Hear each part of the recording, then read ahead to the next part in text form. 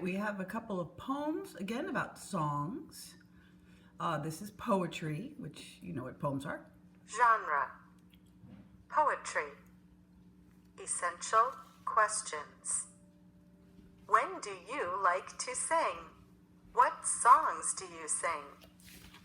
Singing Time by Rose Fileman. Illustrated by Colleen Madden. I wake in the morning early, and always the very first thing, I poke out my head, and I sit up in bed, and I sing, and I sing, and I sing. Wow. Maybe she doesn't have to wake up till 8 o'clock. I don't know. That's a good way to wake up. Very happy, right? Singing.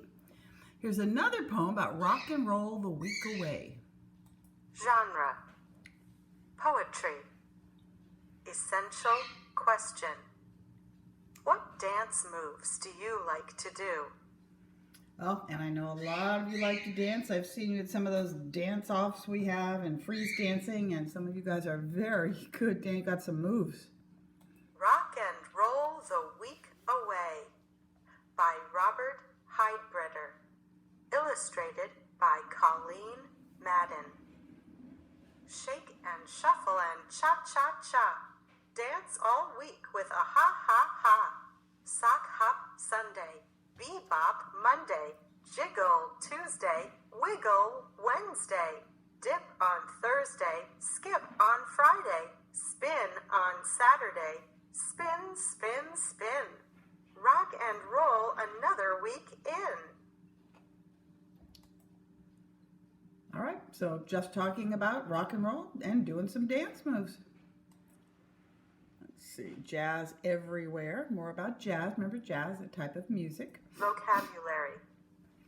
Jazz everywhere. Luis couldn't wait to go to the concert. His parents drove him into the city. Soon they arrived at the famous jazz club. The band started with a slow, sad ballad. Then the next song was faster. Luis listened to the strumming guitars and the plunking bass. He watched as the pianist's hands flew up and down the keys. All right, so talking about a piano At player. the end of the concert, the performers stood and bowed. The audience stood too. Everyone clapped and cheered. Luis and his parents drove a few miles back to their house in the suburbs. Luis listened to the funny sounds around him. He heard the plinking of rain on the car roof like piano keys. He heard thunder like applause. Jazz was everywhere.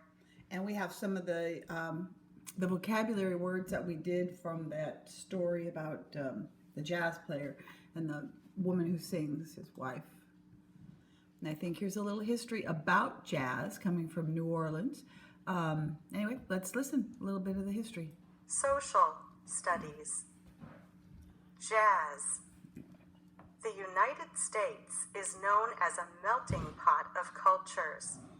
New Orleans, Louisiana, the birthplace of jazz music, is a diverse city too.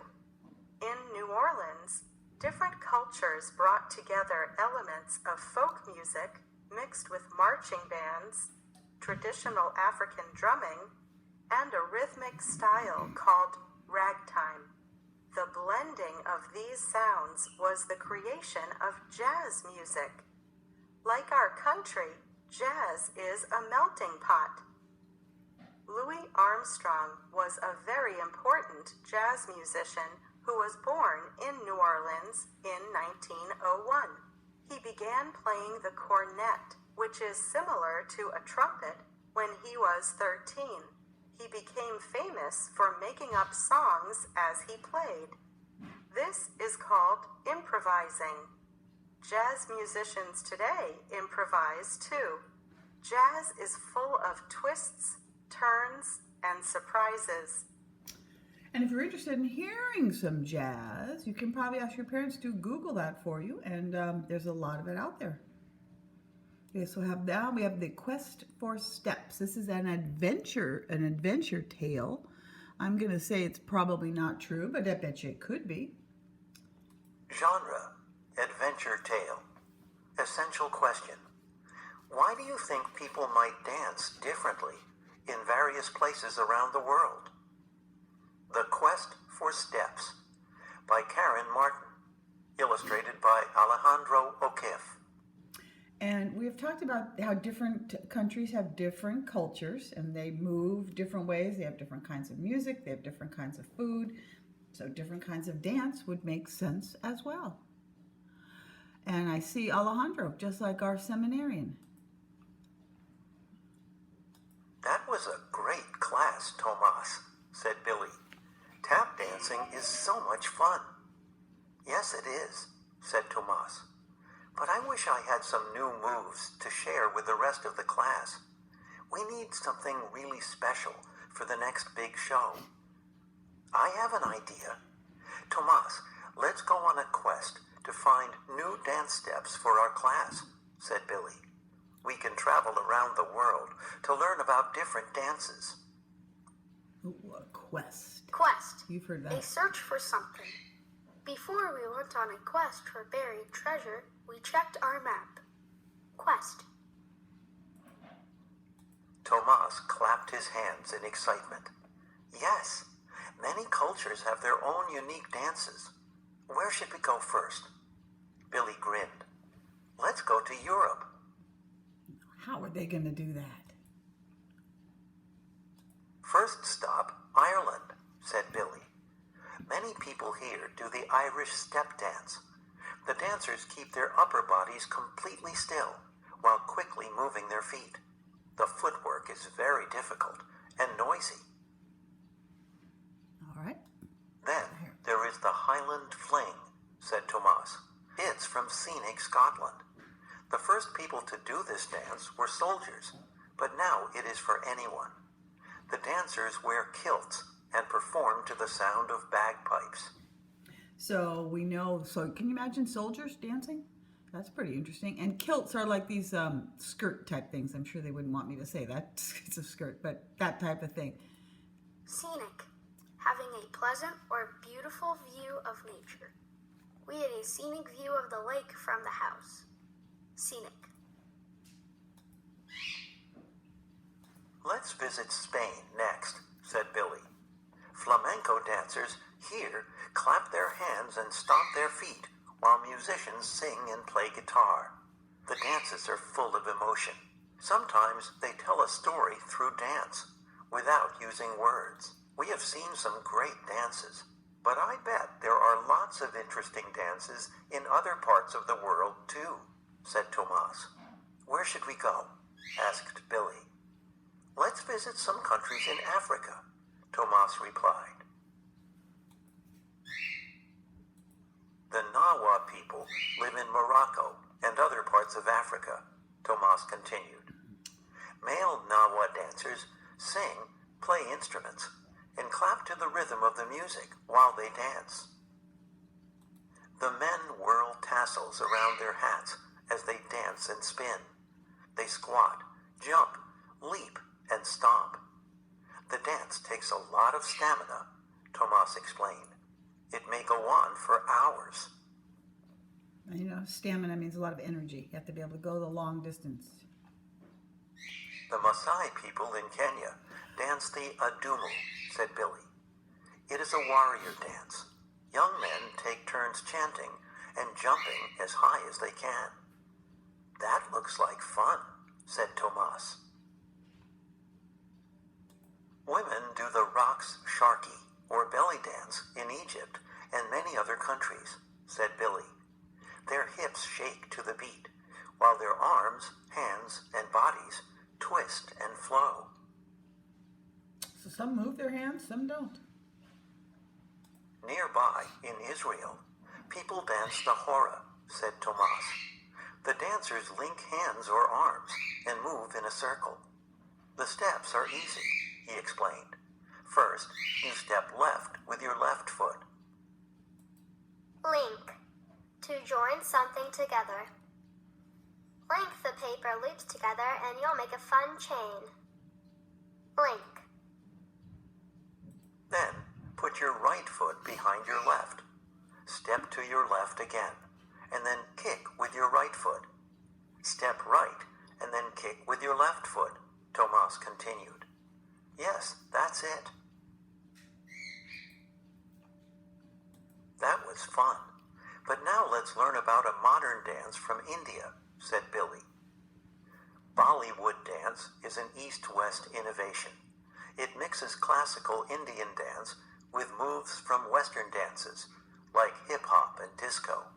It's a new style that is often seen in Indian movies or on TV. Innovation. A new creation.